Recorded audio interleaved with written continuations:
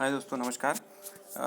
जैसा कि आप सभी जानते हैं कि NAIP जिसको RGM कहते हैं, RGM में एनिमल्स जो आर्टिफिशियल इंसेमिनेशन हो रहा है उनका डेटा ऑनलाइन इनाफ पोर्टल पे अपलोड होना है, एंट्री होनी है। उसी तरीके से NADCP में FMDCP वैक्सीनेशन जो होने वाला है फ्यूचर में, भविष्य में, उसकी भी डेटा एंट्री होनी है, जिसके लिए हम लोग एंड्रॉयड एप्लीकेशन का यूज़ कर रहे हैं। तो आप लोगों को एक चीज़ बताएं, जिसमें कि आपने सुना होगा कि आप ऑफलाइन एंड ऑनलाइन मोड में, तो जैसे कि जो ऑनलाइन मोड होता है उसमें हम डायरेक्ट लैपटॉप, डेस्कटॉप या मोबाइल पे जो है हम लोग ब्राउज़र के थ्रू या मेन एप्लीकेशन के थ्रू हम लोग डेटा एंट्री का काम करते हैं। उसके लिए क्या होता है कि आपको इंटरनेट कनेक्शन की ज़रूरत होती है।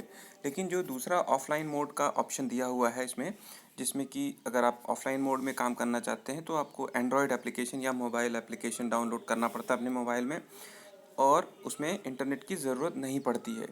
तो इंटरनेट की ज़रूरत केवल आपको डेटा सिंक्रोनाइजेशन की ज़रूरत पड़ती है और अपडेट करने की ज़रूरत पड़ती है सिस्टम को। आपके एंड्रॉयड एप्लीकेशन में अगर कोई अपडेट है तो उसको अपडेट कर लीजिए, और आपको अपना डेटा जो भी आपने सेव किया है इसके अंदर, उसको सर्वर पे भेजने के लिए परमानेंटली, जिसको कह सकते हैं कि सेव करने के लिए, या कुछ और अपडेट्स जो सर्वर से आपको लेने हैं उसके लिए इंटरनेट की ज़रूरत पड़ती है। तो इसका मतलब जो भी वैक्सीनेटर है या हेल्पर है या AI वर्कर है, उसको अगर फील्ड में, गांव में AI डिटेल्स भरनी है या वैक्सीनेशन की डिटेल भरनी है या एनिमल को रजिस्टर करना है, तो उसको इंटरनेट की कोई ज़रूरत नहीं है। वो क्या है कि जैसे देखिए, मैंने इस मोबाइल में अपने एंड्रॉयड एप्लीकेशन डाउनलोड कर रखा है। आपके सामने मैंने अपना इंटरनेट ऑफ़ कर रखा है, आप ऊपर देख सकते हैं, और मैं एंड्रॉयड एप्लीकेशन को क्लिक कर रहा हूँ। इसके बाद मैं लॉगिन ID अपना इसमें फिल कर रहा हूँ, भर रहा हूँ।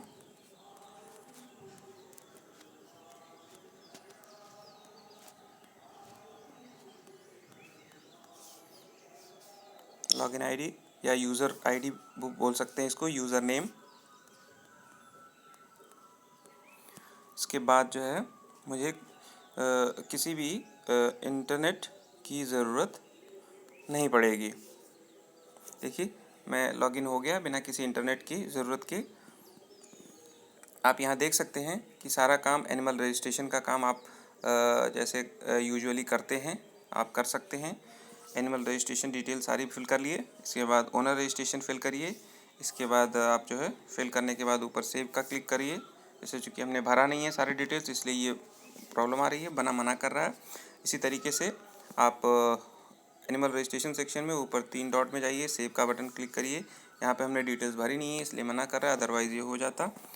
इसके बाद आप जो है एनिमल रजिस्ट्रेशन करने के बाद आप जो है आर्टिफिशियल इंसेमिनेशन में भी चले जा सकते हैं। उसी टैग नंबर को सर्च कर लीजिए और आप यहाँ पर उसकी डिटेल्स यहाँ पे फिल कर सकते हैं।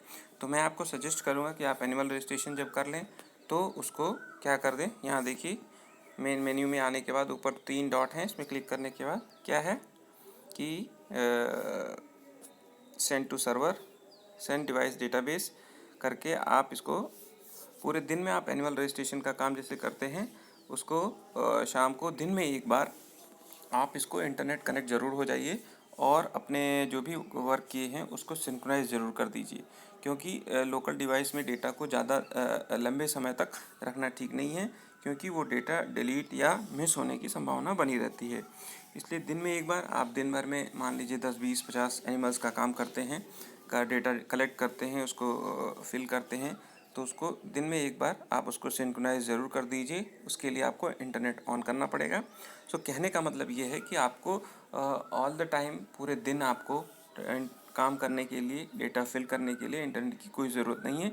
यही इस एंड्रॉयड एप्लीकेशन या मोबाइल एप्लीकेशन का एडवांटेज है।